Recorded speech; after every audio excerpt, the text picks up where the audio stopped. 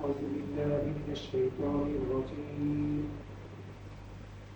بسم الله الرحمن الرحيم. الحمد لله رب العالمين. اللهم صل على محمد عبدك ورسولك وصل على المؤمنين والمؤمنات والمسلمين والمسلمات. আলহামদুলিল্লাহ, সকল প্রশংসা একমাত্র আল্লাহ রাব্বুল আলামিনের প্রতি, যিনি আমাদেরকে সুস্থ রেখেছেন, ভালো রেখেছেন আলহামদুলিল্লাহ, এবং আল্লাহর ইবাদত করার উদ্দেশ্যে জুম্মার মতো একটা সম্মানিত দিনে আমাদেরকে মসজিদের আগে ভাগে আসার তৌফিক দান করেছেন। এই জন্য আল্লাহ রাব্বুল আলামিনের দরবারে জানাই লাখো কোটি শুকরিয়া আলহামদুলিল্লাহ। দরুদ এবং সালাম আমাদের প্রিয় নবী হযরত মুহাম্মদ সাল্লাল্লাহু আলাইহি ওয়াসাল্লামের প্রতি, যিনি আমাদের জন্য একটা সুন্দর পরিপূর্ণ জীবন ব্যবস্থা আল্লাহর মাধ্যমে দিয়ে দিয়েছেন। আলহামদুলিল্লাহ, আমরা মোটামুটি মিশনে প্রায় অনেকদিন হয়ে গেল, প্রায় 8 মাসের মতো অতিক্রান্ত হয়ে যাচ্ছে, তাই না? আমি যদি বিবেচনা করি এখন হয়তো মনে হচ্ছে যে খুব তাড়াতাড়ি হয়তো সময়টা চলে গেল কিনা। আলহামদুলিল্লাহ, আল্লাহ আমাদেরকে এখন পর্যন্ত ভালো রেখেছে, এবং আমরা সবসময় দোয়া করবো যেটা আল্লাহ আমাদের পরবর্তী দিন যেগুলো আমাদের সামনে সেগুলো যেটা আমাদের জন্য কল্যাণকর করা যায়। এর মধ্যে আলহামদুলিল্লাহ আমরা অনেকগুলো গুরুত্বপূর্ণ মাস অতিবাহিত করেছি। তার মধ্যে রমজান ছিল, জিলহজ মাস ছিল, এবং আরবি মাস শেষ হয়েছে, বর্তমানে এখন মুহররম মাস শুরু হয়ে গিয়েছে। এটা হিজরি সম্ভবত 1488 হিজরি চলতেছে বর্তমানে। আজকে হচ্ছে 11ই মুহররম, কালকে ছিল 10ই মুহররম। আমরা আজকে এই মুহররম মাসের গুরুত্ব কি, ইসলামে এই মাসের গুরুত্বপূর্ণ যে ঘটনাবলীগুলো সংঘটিত হয়েছে সেগুলোর একটা সম্যক বিবরণ দেওয়ার চেষ্টা করব, এবং সেই সমস্ত ঘটনা থেকে আমরা কি কি শিক্ষা নিতে পারি, আমাদের জন্য শিক্ষণীয় কি কি বিষয় আছে সেটা সম্পর্কে আলোচনা করব।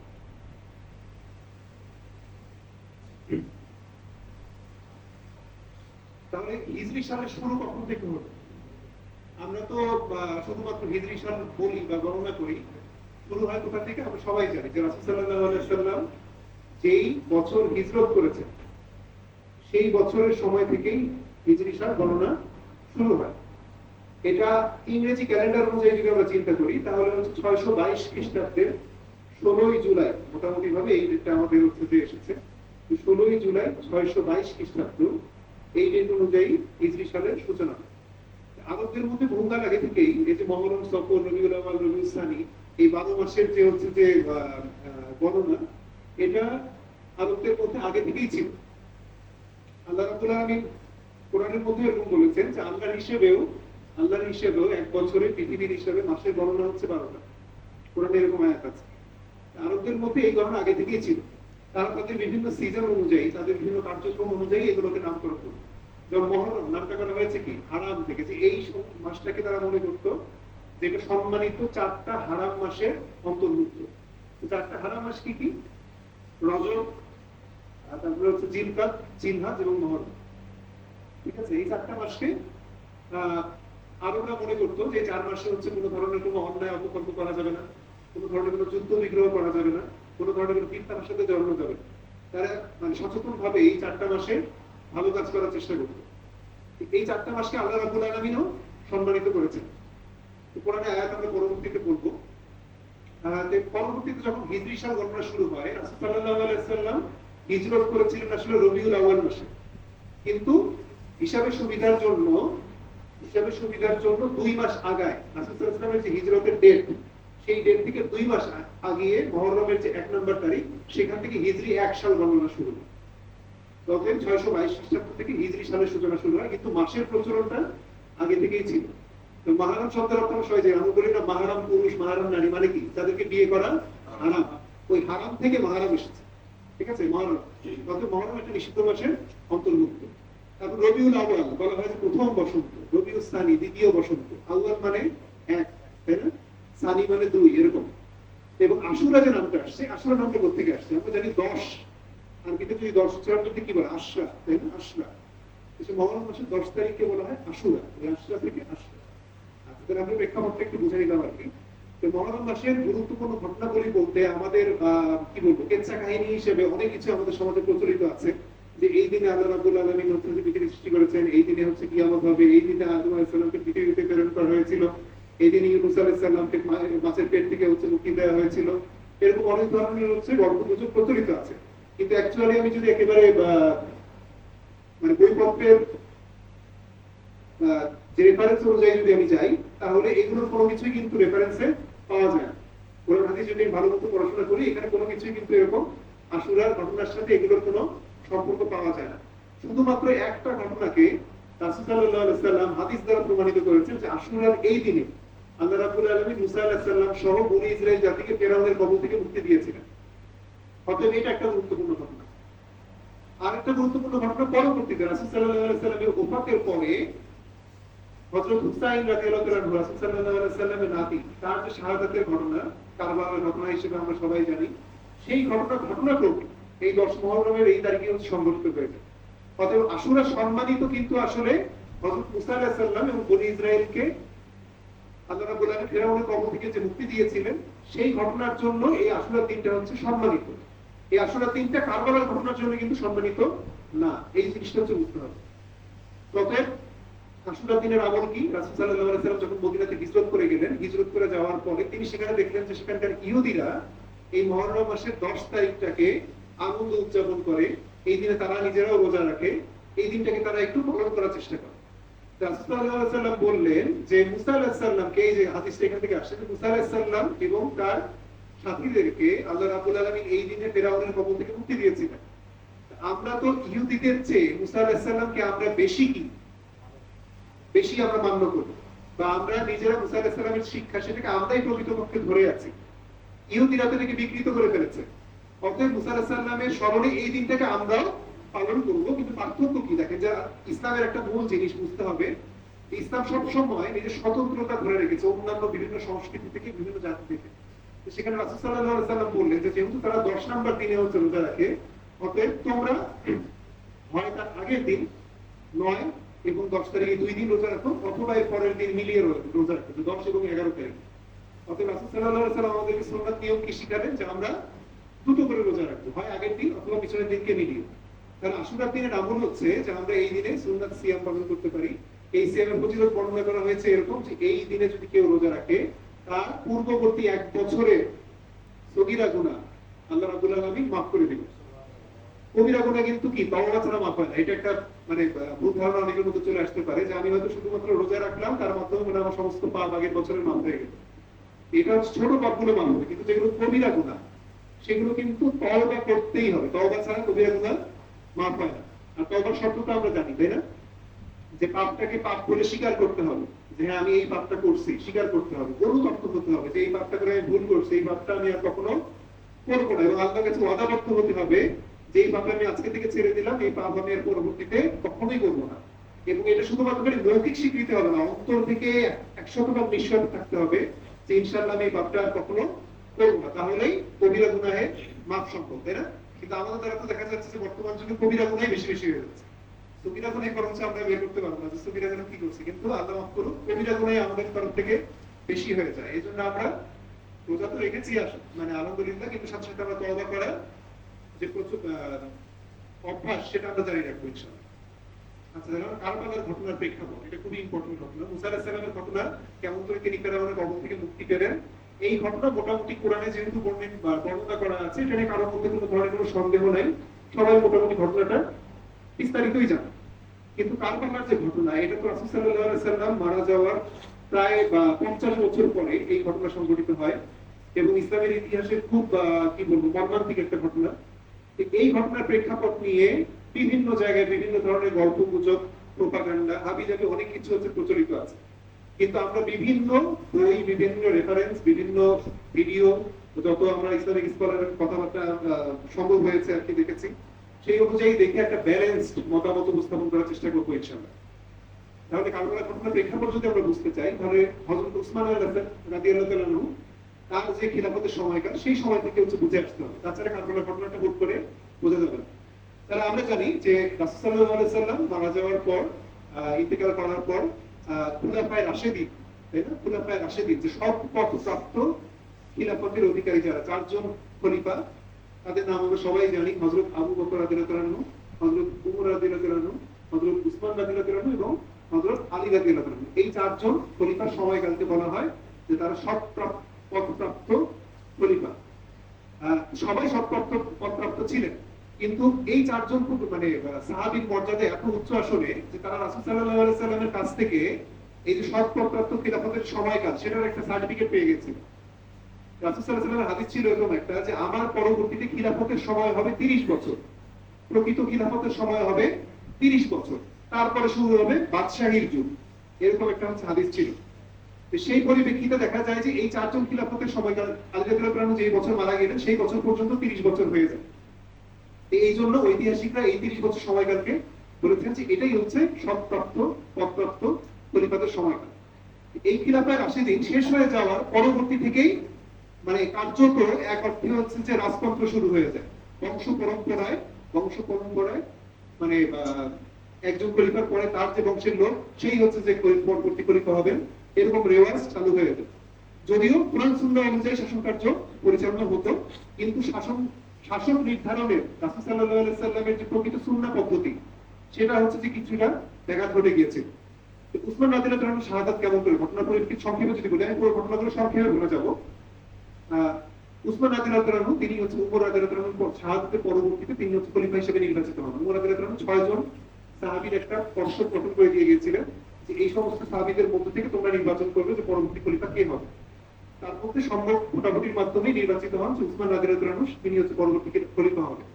কিন্তু উসমান রাদিয়াল্লাহু আনহু খিলাফতের সময় যদিও ইসলামিক রাষ্ট্র অনেক বিস্তার লাভ করতেছিল, সাথে সাথে বিভিন্ন ধরনের ফিতনা ফাসাদও শুরু হয়েছিল আর কি। রাসূল সাল্লাল্লাহু আলাইহি এরকম একটা হাদিস ছিল যে আমার এবং ফিতনা শুরু হওয়ার মধ্যবর্তী হচ্ছে যে বাউন্ডারি, সেটা হচ্ছে হযরত উমর রাদিয়াল্লাহু আনহু। উমর রাদিয়াল্লাহু আনহু খিলাফত শেষ, বিভিন্ন ফিতনা ফাসাদ শুরু হলো। উসমান রাদিয়াল্লাহু আনহুর বিরুদ্ধে একটা হচ্ছে যে এরকম অভিযোগ উত্থাপিত হতে লাগলো যে তিনি হচ্ছে স্বজন প্রীতি করেছেন। নাউযুবিল্লাহ, ওইভাবে আমরা কখনোই বলবো না, এটা বিভিন্ন লোকজন সাহাবীদের সম্পর্কে এরকম হচ্ছে বিভিন্ন প্রপাগান্ডা বা বিভিন্ন ধরনের কথাবার্তা ছড়ায়। উসমান রাদিয়াল্লাহু আনহু তার নিয়ত অবশ্যই ভালোই ছিল, এটাই আমরা হচ্ছে পর্যবেক্ষণ করবো, যেহেতু তিনি রাসূল সাল্লাল্লাহু আলাইহি ওয়াসাল্লামের তরফ থেকে কি জান্নাতি সাহাবী হিসেবে তিনি একেবারে সার্টিফিকেট প্রাপ্ত এবং এই যে সব পদপ্রাপ্ত খলিফাদের মধ্যে তিনি অন্তর্ভুক্ত। অতএব তার নিয়তের ব্যাপারে আমরা তো সন্দেহ করার কেউ না, তাই না? অতএব তার ব্যাপারে এরকম একটা মানে অভিযোগ উত্থাপিত হলো, তিনি স্বজনপ্রীতি করেছেন। কেন? যে তিনি তার বংশের কিছু লোককে কিছু গুরুত্বপূর্ণ জায়গায় দায়িত্ব দিয়েছেন। তারপরে আফ্রিকার যে যুদ্ধ হলো, মিশর, তারপরে লিবিয়া, এই সমস্ত এলাকা থেকে যে গণিমতের সম্পদ অর্জিত হয়, সেই গণিমতের সম্পদ নাকি হচ্ছে ম্যাক্সিমাম তার স্বজনদের মধ্যেই গিয়েছে। এরকম কিছু অভিযোগের পরিপ্রেক্ষিতে প্রায় 2000 জনের একটা বিদ্রোহী গ্রুপ তারা হচ্ছে যে তারা হয়ে গেল এবং তারা হচ্ছে মদিনা অবরোধ করে বসলো এবং বললো যে উসমান রাদিয়াল্লাহু আনহুকে খিলাফতের পদ থেকে সরে যেতে হবে, নতুন খলিফা নির্বাচন করতে হবে। তো তারা অতর্কিত ভাবে এমন ভাবে মদিনার মধ্যে এসেছিল, এসে মদিনার যে মেইন জায়গাগুলোকে দখল করে ফেলেছিল, যে তখনকার যারা সাহাবী ভিতরে ছিলেন, মদিনার ভিতরে ছিলেন, তারা আসলে মানে প্রাথমিক অবস্থায় সরাসরি একেবারে প্রতিরোধ করে উঠতে পারেনি। কিন্তু পরবর্তীতে প্রায় 700 জন সাহাবীর সমন্বয় একটা দল, সেখানে আলী রাদিয়াল্লাহু আনহু থেকে শুরু করে অনেক প্রসিদ্ধ সাহাবীরাই ছিলেন, তারা যে উসমান রাদিয়াল্লাহু আনহুর সাথে কথাবার্তা বলে এরকম ভাবে সিদ্ধান্ত আসার চেষ্টা করলেন, যারা এরকম বিদ্রোহ করতেছে আপনি অনুমতি দেন তাদের বিরুদ্ধে অস্ত্র করা, তাদেরকে শায়েস্তা করে আমরা এই ফিতনাটা দূর করব। কিন্তু উসমান রাদিয়াল্লাহু আনহু মুসলিমদের মধ্যে কোনো ধরনের রক্তপাতের পক্ষপাতী ছিলেন না। তিনি বললেন যে না, ওরা ওদের ভুল বুঝতে পারবে, আমি তাদের সাথে আলোচনা করবো বা এরকম, কিন্তু আমি কোনো যুদ্ধের কোনো অনুমতি দিতে পারি না মুসলিমদের মধ্যে। এর মধ্যে হচ্ছে হজের মৌসুম চলছিল, যারা বিদ্রোহ করতেছে তারা দেখলো যে হজের মৌসুম শেষ হওয়ার পরে যখন আবার বিশাল অংশের একটা সাহাবীদের দল যখন আবার মদিনায় ফেরত চলে আসবে মক্কা থেকে, তখন হয়তো আমাদের যে ষড়যন্ত্র আমরা করতেছি সেটা হয়তো আমরা সফল করতে পারবো। তারা অতর্কিত ভাবে আমরা সবাই জানি যে কুরআন পাথরত অবস্থায় ঘরের মধ্যে ঢুকে তাকে হচ্ছে শহীদ করা হলো উসমান রাদিয়াল্লাহু আনহু। আল্লাহ রাব্বুল আলামিন তাকে সর্বোচ্চ সম্মানিত আসন অবশ্যই দান করবেন ইনশাআল্লাহ, আমরা আশা করি। তিনি শাহাদাত বরণ করলেন। এর পরবর্তীতে আলী রাদিয়াল্লাহু আনহুর কাছে এসে মদিনার যারা সাহাবী ছিলেন তারা হচ্ছে যে করলেন যে এই নেতাহীন অবস্থায় বেশি দিন তো হচ্ছে থাকা যায় না, ততই হচ্ছে আপনার হাতে আমরা বায়াত গ্রহণ করলাম। এদের মধ্যে যারা হচ্ছে যে অবরোধ করছিল এদেরও কিছু লোক ছিল, তারা এসে বলতেছে যে এখন নতুন খলিফা নির্বাচন করতে হবে, অতএব আলী রাদিয়াল্লাহু তাআলা আপনার হাতে, আপনি সবচেয়ে যোগ্য ব্যক্তি, আপনার হাতে হচ্ছে আমরা বায়াত গ্রহণ করলাম। তো তখন পরিস্থিতি নাজুকতা এমন ছিল যে আলী রাদিয়াল্লাহু তাআলা তখনই যদি আবার একটা যুদ্ধের আদেশ দিতেন, যারা হচ্ছে যে এরকম বিদ্রোহ করছে এদেরকে এখনই উৎখাত করতে হবে, তখন একটা ভয়াবহ হচ্ছে সংঘর্ষ লেগে যাওয়ার সম্ভাবনা ছিল এবং মুসলিমদের জান এবং মালের অনেক ক্ষতি হওয়ার সম্ভাবনা ছিল। সেই জন্য তিনি ওই সাময়িক কিছু সময়ের জন্য তিনি সিদ্ধান্ত নিলেন যে আপাতত পরিস্থিতি শান্ত না হওয়ার আগ পর্যন্ত আমি হচ্ছে যে এটা যে বিচার কার্য, সেটা হচ্ছে যে আপাতত এখনই একেবারে ইনস্ট্যান্ট শুরু না করি। কিন্তু এর মধ্যেই কি, যেহেতু উসমান রাদিয়াল্লাহু তাআলা খলিফাকে হচ্ছে হত্যা করা হয়েছে, এটার ইম্প্যাক্টটা পুরো মুসলিম সাম্রাজ্য জুড়ে ছিল খুব বিশাল। অতএব এই উসমান রাদিয়াল্লাহু তাআলার যে বংশ, এটা বনু উমাইয়া বলা হয়। বনু উমাইয়া, আর রাসূল সাল্লাল্লাহু আলাইহি সাল্লামের যে বংশ সেটাকে বলা হয় বনু হাশেম বা বনু হিশাম বলা হয় অনেকে। কুরআনে কিন্তু কুরাইশ বংশেরই অন্তর্ভুক্ত, কুরাইশ বংশেরই বিভিন্ন গোত্র। এই গোত্রের মধ্যে একটা গোত্র ছিল বনু উমাইয়া, আর একটা ছিল বনু হিশাম, এরকম আরো অনেক গোত্র ছিল। এই বনু হিশামের মধ্যে থেকে আসছে রাসূল সাল্লাল্লাহু আলাইহি সাল্লাম, তারপরে হচ্ছে হযরত আলী রাদিয়াল্লাহু তাআলা তার এই বনু হিশামের মধ্যে, তারপরে হচ্ছে যে হুসাইন, হাসান রাদিয়াল্লাহু তাআলা, হুসাইন রাদিয়াল্লাহু তাআলা, এই বংশক্রমটা হচ্ছে বনু হিশাম এই গোত্রের মধ্যে থেকে। আর এই যে আবু সুফিয়ান রাসূল সাল্লাল্লাহু আলাইহি সাল্লামের চাচা হিসেবে আমরা জানি, তাই না? হ্যাঁ, এর পরবর্তীতে এই পাশের যে গোত্রটা আসছে সেটা হচ্ছে বনু উমাইয়া গোত্র। এই বনু উমাইয়া গোত্রের মধ্যে উসমান রাদিয়াল্লাহু তাআলা ছিলেন এবং মুয়াবিয়া রাদিয়াল্লাহু তাআলা ছিলেন। তো তখনকার আরব সমাজে এই গোত্রপ্রীতি প্রচন্ড একটা ভয়াবহ রূপ ধারণ করেছিল। রাসূল সাল্লাল্লাহু আলাইহি ওয়াসাল্লামের যখন তিনি আসেন তার আগে তো আমরা দেখেছি যে গোত্রে গোত্রে 100 বছর ধরে হচ্ছে যুদ্ধ ছিল, তাই না? তারা হচ্ছে বংশ পরিচয়, গোত্র পরিচয় এগুলো খুব অনেক বড় করে দেখতো। যদিও রাসূল সাল্লাল্লাহু আলাইহি ওয়াসাল্লাম আসার পরে, ইসলাম পরিপূর্ণ হয়ে যাওয়ার পরে এই যে গোত্রপ্রীতি, বংশপ্রীতি এগুলো কি তিনি একেবারে মিটিয়ে দিয়েছিলেন। কারোর মধ্যে কোনো বিভেদ ছিল না, কোনো গোত্র শ্রেষ্ঠ ছিল না, কোনো বংশ শ্রেষ্ঠ ছিল না। কিন্তু রাসূল সাল্লাল্লাহু আলাইহি ওয়াসাল্লাম ওফাত হয়ে যাওয়ার পরে এই যে এই ফিতনার ঘটনার মধ্যে দিয়ে প্রথম আবার এই যে বংশপ্রীতি এবং গোত্রপ্রীতি চালু করা শুরু করলো। তো মুয়াবিয়া রাদিয়াল্লাহু তাআলা বললেন যে না, এটার বিচার ইনস্ট্যান্ট এখনই করতে হবে, এখনই করতে হবে। আলী রাদিয়াল্লাহু তাআলা তার দূত মারফত জানালেন যে না, আমি, তোমরা যেই নিয়ত করেছো, তোমরা যে সিদ্ধান্ত নিয়েছো বিচার করতে হবে, সেই নিয়ত আমিও রাখি, এই ব্যাপারে তোমরা নিঃসন্দেহ থাকো। কিন্তু এখন এই সময়টা এটার জন্য ভালো সময় না যে আমি এখনই এটার বিরুদ্ধে ব্যবস্থা গ্রহণ করবো। তবে তিনি যখন সময় নেওয়া শুরু করলেন, তখন কিন্তু ওই পাশে কি বিভিন্ন প্রোপাগান্ডা যারা ছড়াচ্ছিল, তারা হচ্ছে যে বিশেষ করে হচ্ছে বনু উমাইয়া গোত্রের মধ্যে থেকে অনেকে যারা হচ্ছে যে রাসূল সাল্লাল্লাহু আলাইহি ওয়াসাল্লাম মক্কা বিজয় করার পরে যারা ইসলাম গ্রহণ করেছিলেন, তারা তাদের বংশে হচ্ছে ক্ষমতা নিয়ে যাওয়ার জন্য তাদের মধ্যে কিছু ধরনের কিছু প্রোপাগান্ডা শুরু হয়। এবং তারা এর পরিপ্রেক্ষিতে দুইজন বিখ্যাত সাহাবী, আব্দুল্লাহ ইবনে জুবাইর ইবনে আওয়াম রাদিয়াল্লাহু আনহু এবং তালহা ইবনে জুবাইর রাদিয়াল্লাহু আনহু, এই দুইজন সাহাবীকে হচ্ছে তারা অন্যভাবে বুঝিয়ে আয়েশা রাদিয়াল্লাহু আনহার সাথে নিয়ে একটা যুদ্ধের পরিপ্রেক্ষিত তৈরি করে ফেলে। আমরা যেটাকে উটের যুদ্ধ নামে জঙ্গে জামাল বলা হয়, উটের যুদ্ধ। সেখানে যুদ্ধ যখন মানে প্রায় শুরু হয়ে যাবে এরকম, আলী রাদিয়াল্লাহু তাআলার সাথে আয়েশা রাদিয়াল্লাহু তাআলা বৈঠক হওয়ার মাধ্যমে আয়েশা রাদিয়াল্লাহু তাআলা, তালহা রাদিয়াল্লাহু তাআলা, জুবাইর রাদিয়াল্লাহু তাআলা সবাই হচ্ছে নিশ্চিত হলেন যে আলী রাদিয়াল্লাহু তাআলা এটা বিচার কার্য সম্পাদন করবেন। সিদ্ধান্ত হয়ে গেল। সেদিন রাত্রে হচ্ছে যখন সবাই মানে বিশ্রাম নিচ্ছে, সেই সময় এই যে সুযোগ সন্ধানী যারা, এরা হচ্ছে একদল আরেক দলের উপরে তীর নিক্ষেপ করা শুরু করবে। যেটা দেখে একটা ভুল বোঝাবুঝি শুরু হয়ে গেল যে হয়তো বা অপর দল আমাদের উপরে আক্রমণ করে বসেছে। এরকম যখন হয়ে গেল, একটা যুদ্ধ সংঘটিত হয়ে গেল। কিন্তু পরবর্তীতে আলী রাদিয়াল্লাহু তাআলার সাথে যুদ্ধের ময়দানে যখন তালহা এবং জুবাইর রাদিয়াল্লাহু তাআলা সাক্ষাৎ হলো, রাদিয়াল্লাহু তাআলা বললেন, তোমার কি মনে পড়ে, তোমাদের কি মনে পড়ে যে আমরা একদিন রাসূল সাল্লাল্লাহু আলাইহি সাল্লামের সাথে বসেছিলাম, সেখানে রাসূল সাল্লাল্লাহু আলাইহি সাল্লাম আমাদেরকে উদ্দেশ্য করে বলেছিলেন যে তালহা এবং জুবাইর, তোমরা তো আলী রাদিয়াল্লাহু তাআলার সাথে প্রচন্ড বন্ধুত্ব, কিন্তু এমন একদিন আসবে যখন তোমরা কোনো একটা ঝামেলায় পড়ে তার সাথে হচ্ছে মানে বিরোধে জড়ায় যাবে। এটা কি মনে পড়ে? তো তালহা রাদিয়াল্লাহু তাআলা জুবাইর রাদিয়াল্লাহু তাআলার সাথে মনে করতে পারছেন যে হ্যাঁ, রাসূল সাল্লাল্লাহু আলাইহি সাল্লাম এরকম একটা কথা আমাদেরকে বলেছিলেন। তারা তখনই যুদ্ধের ময়দান থেকে তারা সরে চলে যাচ্ছে। কিন্তু এই যে প্রোপাগান্ডা যারা ছড়াচ্ছিল, তাদের মুখ থেকে দুইজনকে পাঠানো হলো গুপ্তঘাতক, তারা যে ওই যুদ্ধের ময়দানে তালহা রাদিয়াল্লাহু তাআলা, জুবাইর রাদিয়াল্লাহু তাআলা যুদ্ধের ময়দানে শহীদ করে ফেলে নামাজরত অবস্থায়। এই কাহিনীগুলো বিস্তারিত পড়ে দেখবেন, অনেক মানে দুঃখের কিছু কাহিনী আছে আর কি। শহীদ করে ফেলে। যাই হোক, তারপরেও আয়েশা রাদিয়াল্লাহু তাআলার সাথে আলী রাদিয়াল্লাহু তাআলার মিটমাট মীমাংসা হয়ে গিয়েছিল এবং আয়েশা রাদিয়াল্লাহু তাআলাকে সসম্মানেই পর্যাপ্ত নিরাপত্তা দিয়ে আলী রাদিয়াল্লাহু তাআলা মদিনাতে প্রেরণ করেন। কিন্তু এর পরবর্তীতে মুয়াবিয়া রাদিয়াল্লাহু তাআলা কিন্তু উসমান রাদিয়াল্লাহু তাআলা আমলে শাম মানে বর্তমানে যে সিরিয়া, সেই সিরিয়া এলাকার গভর্নর হিসেবে নির্বাচিত হয়েছিলেন এবং সেখানে প্রায় তিনি 10 বছর ধরে তিনি গভর্নরশিপ দায়িত্বে ছিলেন। তবে ওই এলাকার লোকজনের উপরে মুয়াবিয়া রাদিয়াল্লাহু তাআলার প্রভাব ছিল অনেক বেশি। সেই লোকজন সহ মুয়াবিয়া রাদিয়াল্লাহু তাআলা তারা হচ্ছে যে এই মানে বিচার কার্যের ফয়সালার জন্য তারা যুদ্ধ ডিক্লেয়ার করে বসলো এবং সিফিন প্রান্তরে, জর্ডানের সিফিন নামক অঞ্চলে, সেখানে হচ্ছে আলী রাদিয়াল্লাহু তাআলার বাহিনী এবং মুয়াবিয়া রাদিয়াল্লাহু তাআলার বাহিনী হচ্ছে একত্রিত হয়। তো সেখানেও যুদ্ধকে মানে যুদ্ধ না হওয়ার জন্য আলী রাদিয়াল্লাহু তাআলার তরফ থেকে অনেক চেষ্টা ছিল, কিন্তু যাই হোক বিভিন্ন বিস্তারিত ঘটনা এখন বড় সময় নেই, যুদ্ধ হচ্ছে হয়ে যায়।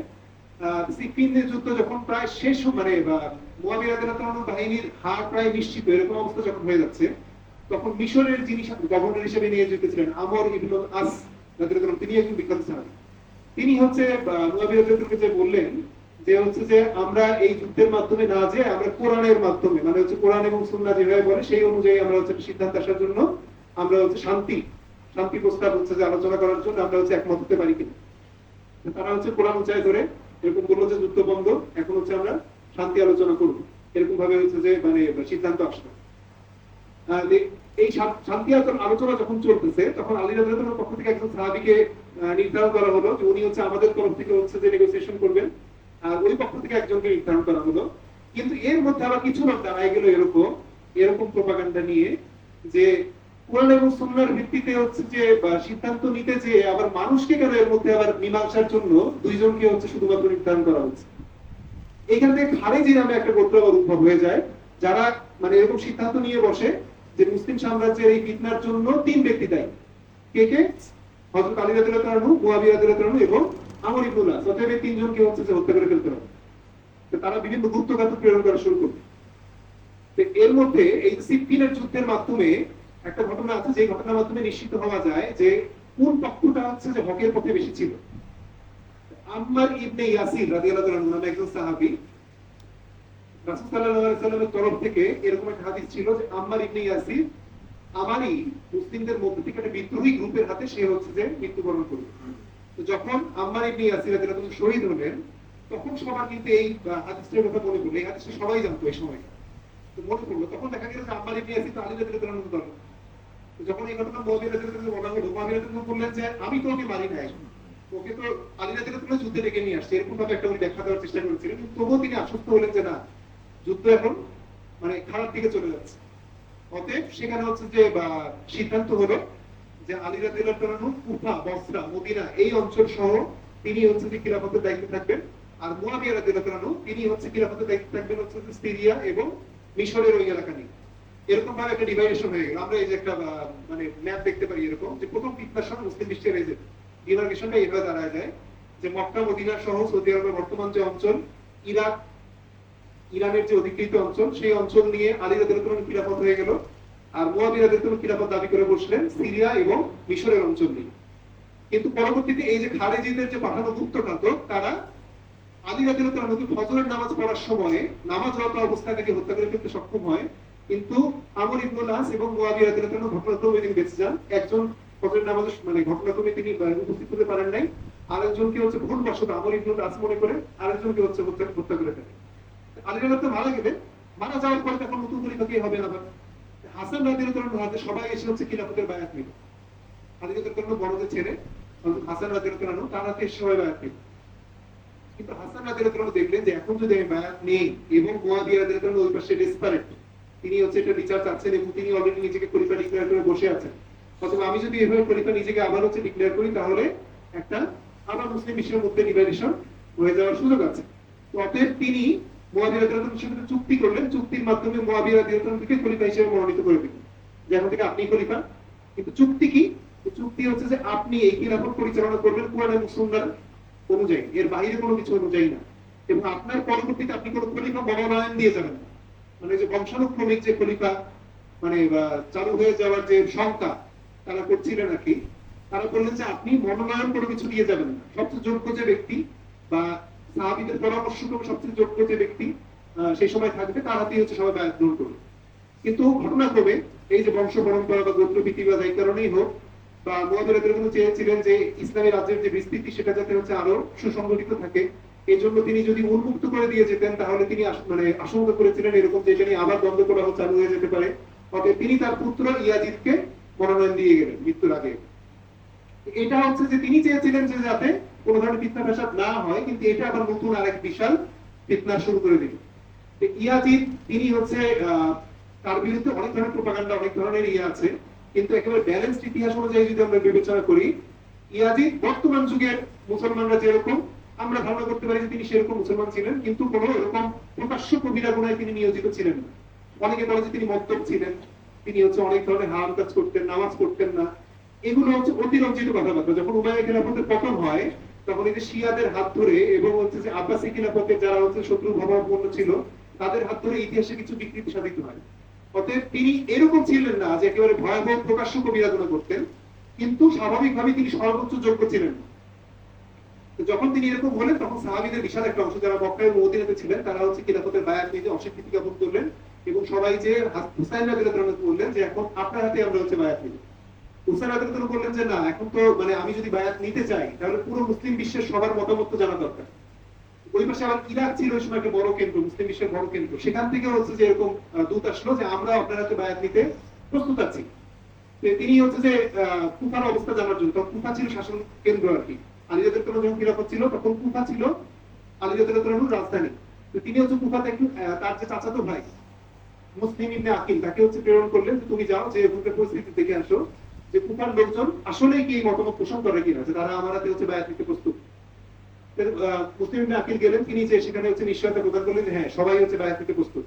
কিন্তু ইয়াজিদ তিনি যে একজন নতুন সেনাপতি প্রেরণ করলেন, উবাইদুল্লাহ বিন জিয়াদ, যে তুমি যাও কুফাতে, যে সেখানকার শাসনকর্তা নুমান ইবনে বশির তাকে উৎখাত করে দিয়ে তুমি সেখানকার শাসন ব্যবস্থা দখল করবে, গভর্নরশিপ দখল করবে। তিনি সেখানে গেলেন।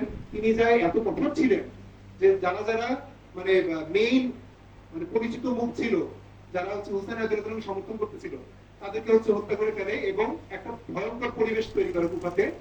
যেই পরিবেশের কারণে কুফার যেই লোকরা হুসাইন রাদিয়াল্লাহু আনহু বায়াত গ্রহণের জন্য প্রস্তুত ছিল, তারা পর্যন্ত ভীত সন্ত্রস্ত হয়ে কথা বলা বন্ধ করে দিল।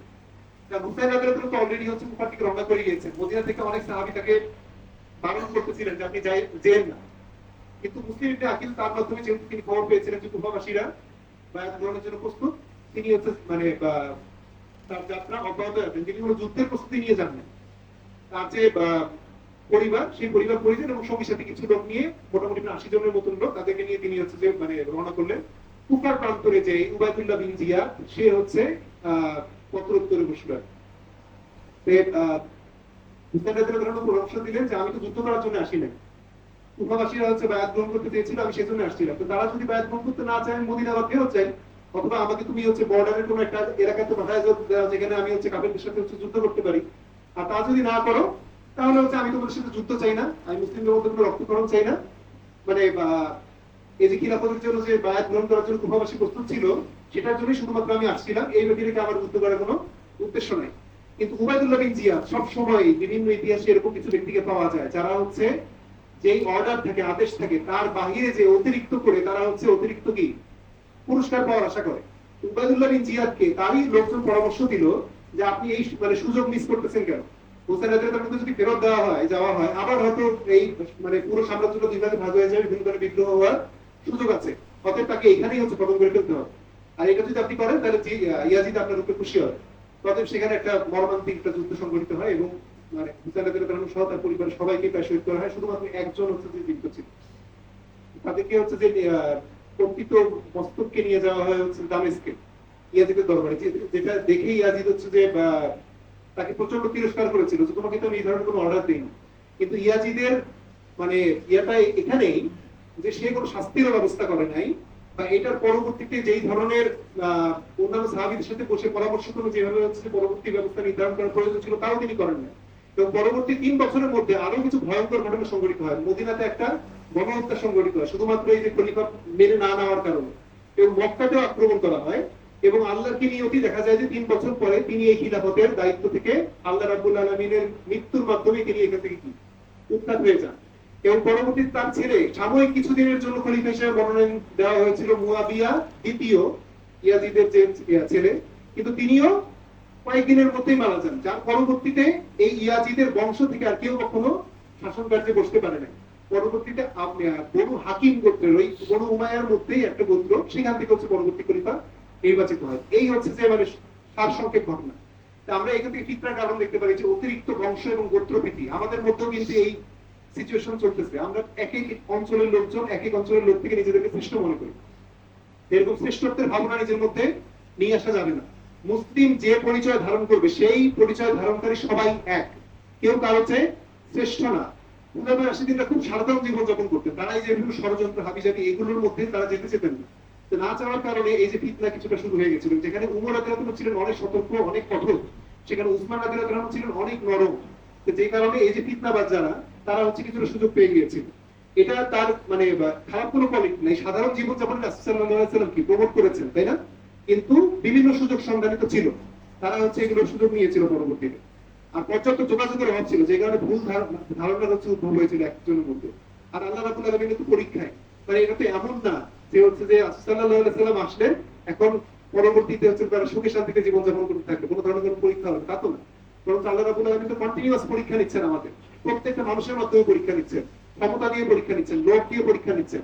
অতএব আল্লাহ রাব্বুল আলামিনের পরীক্ষা, যেখানে বিভিন্ন ধরনের মানুষজন বিভিন্ন ধরনের হচ্ছে বিভ্রান্তি তৈরি হয়ে গিয়েছে।